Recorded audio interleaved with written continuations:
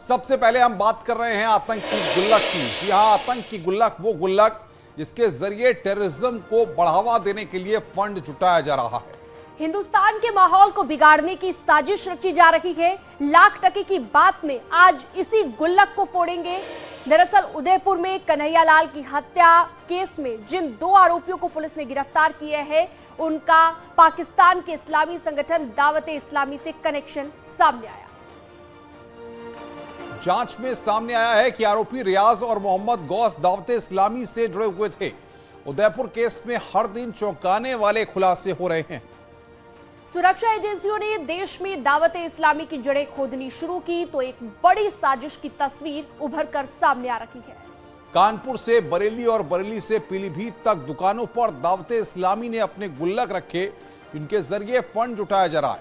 कानपुर, पीलीभीत और बरेली ये 3 जगह हैं जहां पर दुकानों पर गुल्लक रखे गए हैं और इनकी संख्या सैकड़ों में है। अकेले पीलीभीत की बात करें 250 दुकानों पर गुल्लक रखे होने की बात सामने आई है। इसके अलावा यह भी पता चला है कि दावत-ए-इस्लामी इन शहरों में कई मदरसे और स्कूल भी संचालित कर रहा है। पाकिस्तान के कराची में बने इस संगठन पर आतंक और धर्मांतरण कराने के कई बार आरोप लग चुके हैं। दिलचस्प बात यह है कि दुकानों पर रखे गुल्लक के जरिए जुटाया जा रहा फंड कहां जाता है, कहां खर्च होता है, जिन दुकानों पर गुल्लक रखे हैं उन्हें भी पता नहीं। रिपोर्ट देखिए।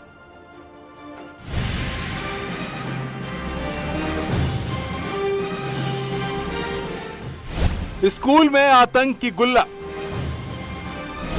प्रिंटिंग प्रेस या किराने की दुकान, मजहबी किताब की दुकान या कलेक्शन सेंटर, कपड़े की दुकान से जनरल मर्चेंट की दुकान तक, दावत-ए-इस्लामी के गुल्लक। गुल्लक में जमा पैसा जाता कहां है? कलेक्ट कौन करता है सर? इस बारे में मुझे नॉलेज नहीं। ये भाई ने रखवाई थी, भाई को मालूम है इस बारे में। ये किन किन चीजों के ऊपर काम कर रहा है दावत-ए-इस्लामी? सर ये तो आपको पता ही है। मैं आपके मुंह से सुनना चाहता हूँ ये तो सही हमारे जो बड़े जिम्मेदार आएंगे बताएंगे आपको। अच्छा, इसका हेड ऑफिस कहाँ है? Head office sir Mumbai. Kanpur से पीलीभीत और पीलीभीत से बरेली तक दुकान पर रखे हैं गुल्लक। स्कूलों में भी गुल्लक रखे हैं, लेकिन गुल्लक में आने वाला पैसा कहां खर्च होता है, कौन ले जाता है? दावत-ए-इस्लामी का ऑफिस है कहां, किसी को कुछ मालूम नहीं। ये दावत-ए-इस्लामी के जो मेंबर होते हैं, जो भी कैंडिडेट वो होते हैं, जो इसका चार्ज होता है इनके पास, वही लेके जाते हैं। यहाँ पीलीभीत में कौन है, कहाँ है? इस बारे में तो साफ नॉलेज नहीं है कि कौन है, फिलहाल नाम से भी वाकिफ नहीं है। इसका ऑफिस वगैरह कहाँ है? ऑफिस भी नहीं पता कहाँ पर है। तो ऐसी हमने रख ली। पीलीभीत में, बरेली में दावत-ए-इस्लामी के कई स्कूल भी चल रहे हैं। यहाँ भी चंदा इकट्ठा करने के लिए बॉक्स रखे गए हैं। सवाल है, क्या ये पैसा आतंक के लिए इकट्ठा किया जा रहा है? जवाब सुनिए। दावत-ए-इस्लामी एक आतंकवादी संगठन, बहुत हंसी वाली बात। अच्छा, लेकिन सवाल है कि अगर संगठन आतंकी गतिविधियां नहीं करता तो फिर किसी को क्यों नहीं पता कि चंदे का पैसा कहां जाता है? पीलीभीत के शहर काजी जरताब रजा का जवाब सुनिए। सवाल सीधा है कि पाकिस्तानी संगठन हमारे देश में क्यों संचालित हो रहा है? ये आतंकवादी संगठन है, इन सब पर पूरे मुल्क में पाबंदी लगना चाहिए। इनके जो मदरसे हैं, जो इनकी बिल्डिंगें हैं, उनको टेक ओवर करके गवर्नमेंट अपने स्कूल कायम करके गरीब बच्चों की तालीम का जरिया बनाए।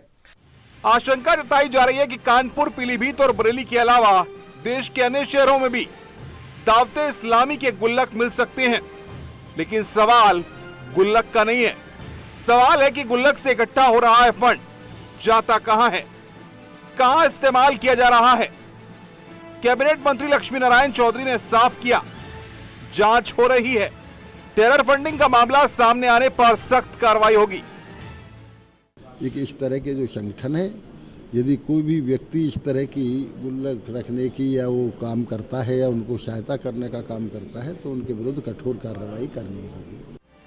जाहिर है जांच के बाद ही साफ होगा कि कानपुर से पीलीभीत और बरेली तक दुकानों पर रखी सैकड़ों गुल्लकों से इकट्ठा किया जा रहा पैसा जाता कहां है और क्या इसका कोई टेरर कनेक्शन भी है? Bureau report, news 18।